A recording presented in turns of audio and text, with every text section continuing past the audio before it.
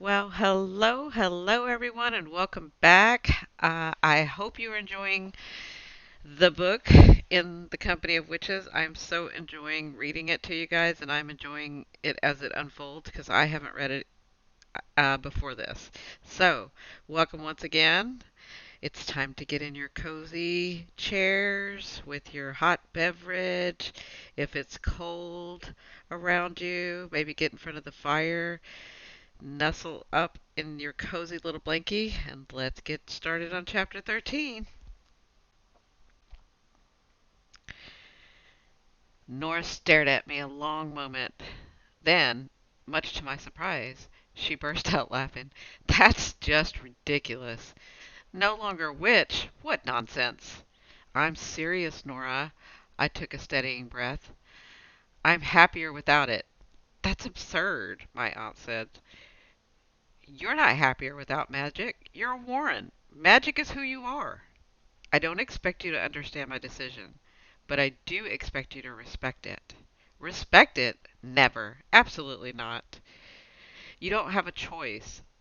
I've been doing some reading, and while it's rare, there are witches who have given up their powers. If I stop practicing altogether, eventually my magic will disappear. Ha! Nora shouted. You think it's that easy, do you? I pulled my hair from my face and twisted it behind my neck. I know this isn't what you want to hear. It's painful for me too. But it's a lot less painful than facing the real issue, isn't it? I shot her a warning look. Nora studied me. I knew she was weighing her options about how far she wanted to take this, but I could tell by the resolved look on her face she wasn't going to back down. And even though I knew what she was building herself up to, it still felt like a slap when she said, You can't even say his name, can you? Don't. We miss him too. Nora, Izzy pleaded. No, Izzy, she snapped. I will not abide by this a moment longer. You are a talented witch, Bryn, and you have been given a rare gift. It's wrong of you to throw it away. I didn't throw anything away. My gift was taken from me. Rubbish. Your gift is blocked because you're blocked. You've blocked everything off. You're terrified to feel anything. You've completely shut down. You never talk about him. Stars above. Forget the spells we haven't tried to regain your powers. What about the most obvious ritual we've been ignoring? Adam's funeral. Adam's funeral? The words were wrong. They shouldn't be said. Nora took another step towards me. I instinctively backed away. Don't you remember the joy you used to feel when you used your gift? You brought peace to so many people in pain. And what about my pain? I snapped. What about that? She didn't answer. You want me to share my feelings? You want me to talk about it? Here it is. I'm the one who has always been with ghosts. I'm the one who has always passed on their final messages to their loved ones. And yet, I'm the one who doesn't get to know what his final words would have been. Tell me, how is that fair? My aunt stared at me, mirrored expressions of pain on their face. Here's some more truth for you. I hate magic. It abandoned me the day when Adam lay dying on the grass, and it abandoned me afterward when I still had a chance to hear from him one last time. Darling, Izzy said, reaching for me again. No, I'm done. I scissored my hands. Nora, I will move mountains to help you prove your innocence, but don't ask me about my magic again. It is not your choice. Accept it. Bryn, Izzy said, this isn't right. I turned and headed for the door. Don't you dare walk away from us, young lady, Nora shouted after me. We are not done talking about this. I was done, though. I grabbed the handle and tried to twist it. It didn't budge. Nora, I warned, knock it off. I heard some muttering from behind me that sounded like, you undo the spell if you don't like it. I tried the knob again, still frozen. Nora! All right, but this isn't over. I know you're in pain, but this is not the way to deal with it. I yanked the door open and stumbled through the threshold. I only made it halfway to the house when a lightning bolt cracked directly over my head. I whirled around and gave Nora, who was leaning against the door frame of the greenhouse, a ferocious look. "Oh, that wasn't me," she said, planting a hand delicately on her chest. "If I had to guess, that was all you, Miss I'm not a witch any more. You think you can simply stop being who you are? It's not that easy, niece. Your magic doesn't just die, it fights to live. But I suspect at some level you already know this." I pressed my lips shut. "If I had to guess, you've already had some experience with your powers going rogue." Suddenly I could see the broken concrete from in front of Theo's shop, and the dog treats that had appeared in my basket. "It's going to keep happening, you know. At first, your magic may try to win you over, by giving you a helping hand here and there, but eventually it will get annoyed, and its behavior will get worse, especially when you're upset. It's none of your concern. I have everything under control." Nora laughed. Famous last words. This conversation is over. I turned back around and hurried for the house, but not quickly enough to escape my aunt's bickering. "Oh, well done, sister. Now you have something to say?" "No, no. I think you've said enough for the both of us. One more word and I'll hurl a lightning bolt down on your head. Please, I'd like to see you try." "Let me guess," I called up the tree branch. "Gideon sent you to check on me."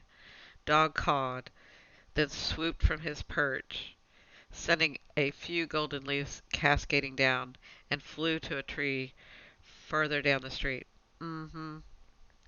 Despite the tumult of the day before, I had flown out of bed. Not literally, of course. I needed a broom to do that, but I did wake up feeling full of purpose. I finally told my aunts the truth.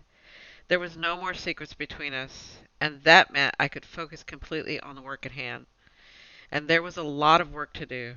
I meant what I said about moving mountains to prove Nora's innocence. No matter what she believed, I didn't need my magic. I just needed to get busy. It was time to talk to Constance's younger brother, John. Rip had said he couldn't believe his brother had finally done something. Obviously, he said it in such a way to lead me to believe his brother might be responsible for Constance's death. But given the way he had scratched at his nose, there was a good chance it was all a play on his part. If that was the case, I needed to find out why he wanted me to believe his brother was guilty. Was it to deflect guilt away from himself? Or was there something more going on? Roxy had mentioned that John cut all the town's lawns, and given that it was a Wednesday, there was a good chance I knew where to find him. Adam and I often went on Wednesday picnics. He had taught science at the local high school, and his schedule gave us just enough time to meet up for lunch dates. They were usually short, just a paper bag meal, but they were lovely. When we weren't getting kicked off the lawn by men riding on mowers, that is. That's right. On one occasion we had met up on the lawn of the town square, only to be driven off it literally by a man on a mower. He had laughed about it at the time, even though it had been a pretty aggressive move.